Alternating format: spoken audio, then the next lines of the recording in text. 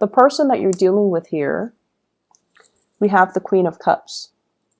This is a water sign, Pisces, Cancer, Scorpio.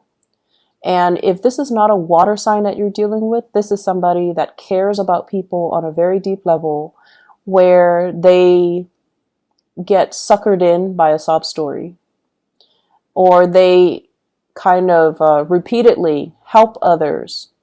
They come to the rescue of other people. They try to help other people. But in the process, they might be enabling that bad behavior. Okay? And so I feel almost like you like everything about them. You know they're a really good, kind person.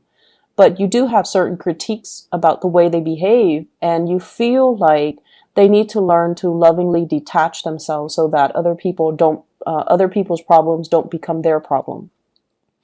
And the person that you're dealing with as well, the way that you feel about them, we have the Temperance card.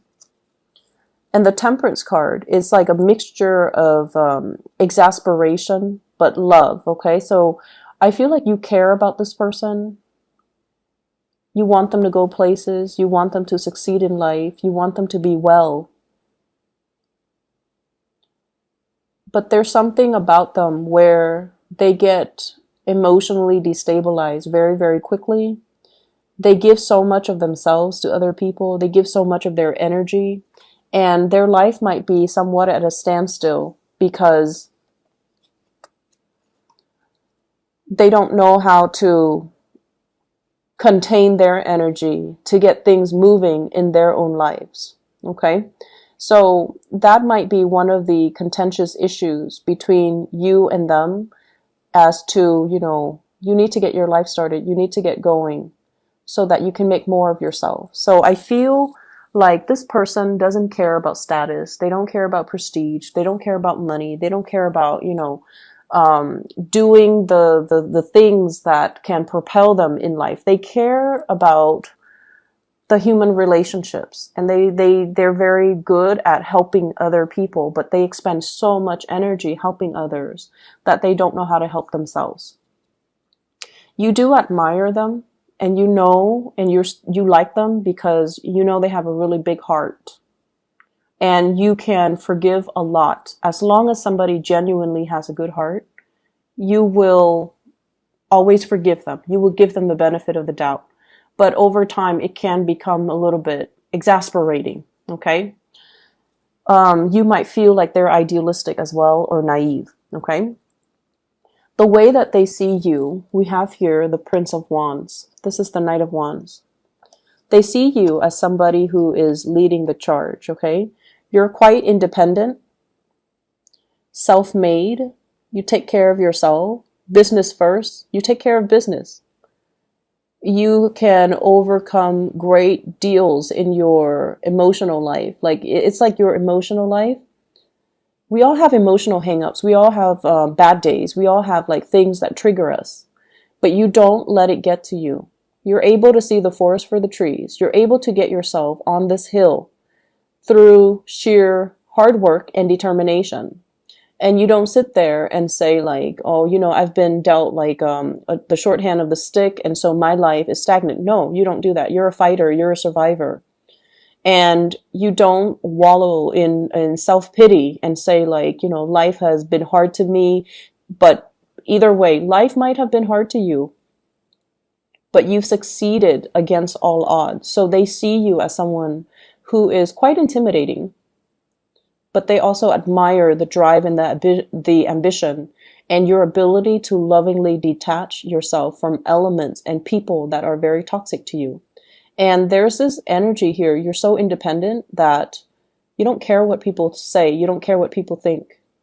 You know your true calling. You know what you need to do. And you don't let other people's opinions of you affect you. They are not like that. Other people's approval, other people's opinions matter a lot to them.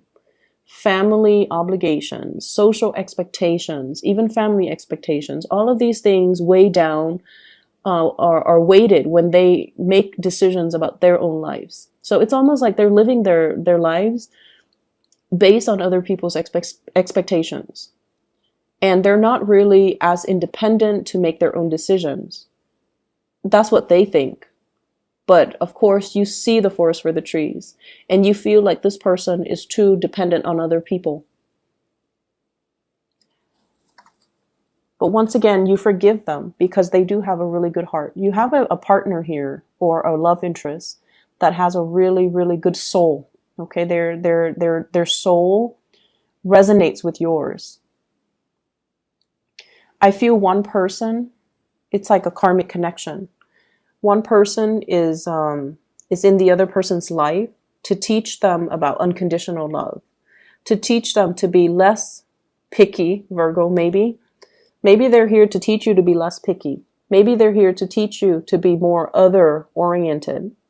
Maybe they're here as well, or maybe you're here to teach them to, live life with a devil may care attitude, to take care of business, to be a little bit more detached, to not let emotional hangups and issues weigh them down. Maybe you're here to teach them that, but I definitely feel a karmic connection where two people are learning a great deal from one another because the relationship is very complementary.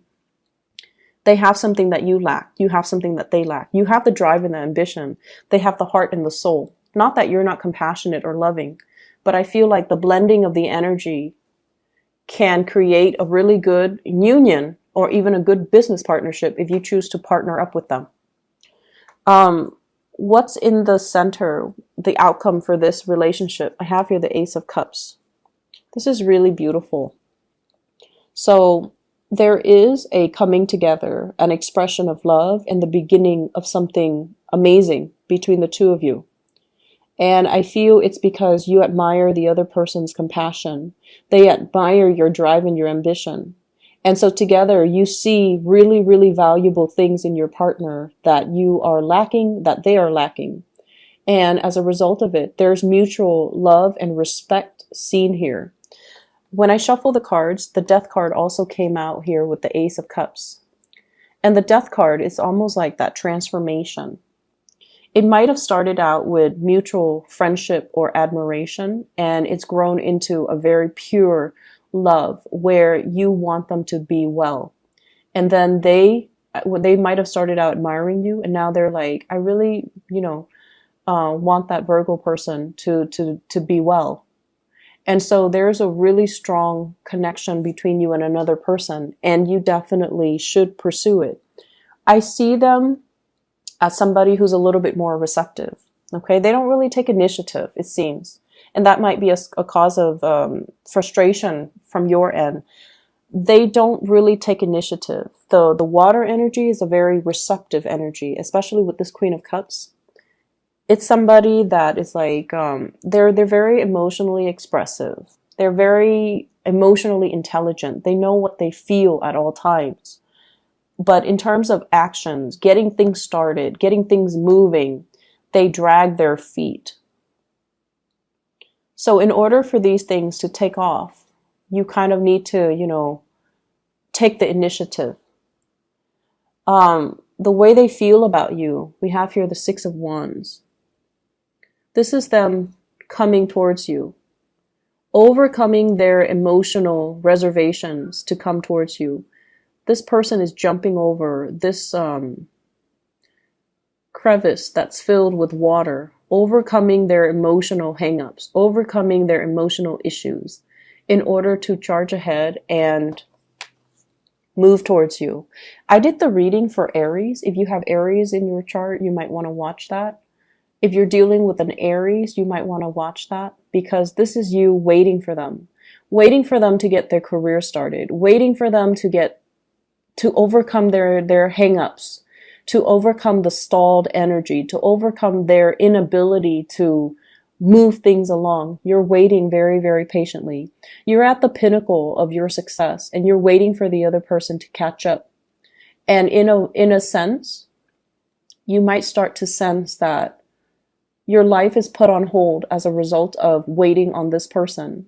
But they are going to be catching up. It's going to be made very, very clear to you that they're going to meet you where you are. Okay, they're moving right behind you and they're going to catch up to you. And so there is this outpouring of love and appreciation where two people are basically finally aligned, finally on the same page. If in the past there has been a lot of stop and go, and if in the past they might have been, tied up with past emotional hangups, this is the month or the week, I would say the month, as we move into November, where they're not making any more excuses from their end. They see you drifting away. They don't want to lose you, and they're more they're taking more initiative to come towards you. Okay, so you're getting what you want pretty much. The Death card, once again, it deals with the moving away from old ways of doing. They're trying to be I want to say, like, they're trying to contain their energy. They're trying not to expend their energy towards dead-end relationships, towards bad friendships, towards people that use them, while you're opening up your energy, being a lot more compassionate, being a lot more understanding, being a lot more... It's like, I know that, it's like, I know where you stand, and I can't tell you how to live your life. However, I'm willing to wait for you. So you're willing to, be a lot more understanding of this person. So there's this beautiful blending of mutual energy, which looks really good. In other areas of your life, I feel like we have here the Star card, and this is why I mentioned that Aquarius message at the very beginning. The Star card is about wish fulfillment. It's about dreams and aspiration, dreams coming true. Everything that you've ever worked really hard at, everything that you've ever overcome, you're now exactly where you need to be. And there are major, major new plans, new direction, new opportunities coming into the works for you. It's just a matter of you blending this energy and working with this energy so that you are in alignment with source energy. Okay? I have as well a couple, the Knight of Swords and the Queen of Swords. In love relationships in general, this is sort of like they're the strategic people in the entire deck. Okay, they're the Queen and the King of Swords. There's a lot of communication between you and your partner, and you guys are communicating about long-term goals and aspirations. Communicating about this. How do we get ourselves where we need to be? How do we fulfill our dreams? Not only as individual, but as a relationship unit. And I also feel as well, healing relationships, healing past trauma, healing family issues as well. What I feel, though, is there's a very strong person, an air sign in your midst, possibly an Aquarius. So Aquarius, Gemini, Libra, Sun, Moon, or Rising. And this is a person that is showing you a vision, okay? They're showing you something. And I feel for some of you, this can serve as like a coworker, a boss, somebody that is telling you about, here's what you should do. If you're interested in getting into, this industry, here are the paths that you should take. They're inspiring you, some of you, to go back to school. They're inspiring you to kind of reach out for a specific career path. They're showing you something and they're telling you, run with it, is what I'm hearing. Some of you might be trained by this person. You might be under this person in some way. They might be a manager, supervisor, a trainer, a coworker, somebody that you really admire because you admire their intelligence. You also admire their ability to detach, and you get along really well with them. The way that you communicate is very similar. The way that you think, the way that you work. And, Virgos, you guys have a reputation for being workaholics. This person might also be a workaholic. But either way, you've got somebody on your side who's going to show you ways to do things, who is also going to show you some major, major breakthroughs that can be had in your career. They can point out, hey, there's this job listing. You should apply for it. And you're like, no, because, in the past, you've always had this energy where you're like, I'm not sure if I'm good enough. And this person's like, yes, you're good enough. You should apply for it. And they're giving you that nudge and that push to move you along. And what I have as well is I have here the Five of Wands. This is a card about like competitors and competition. This is a card overall about having to defend our beliefs, okay? And communicating with people who don't understand us. And, don't you hate it when you're at work and you're just working? You're doing what you're paid to do.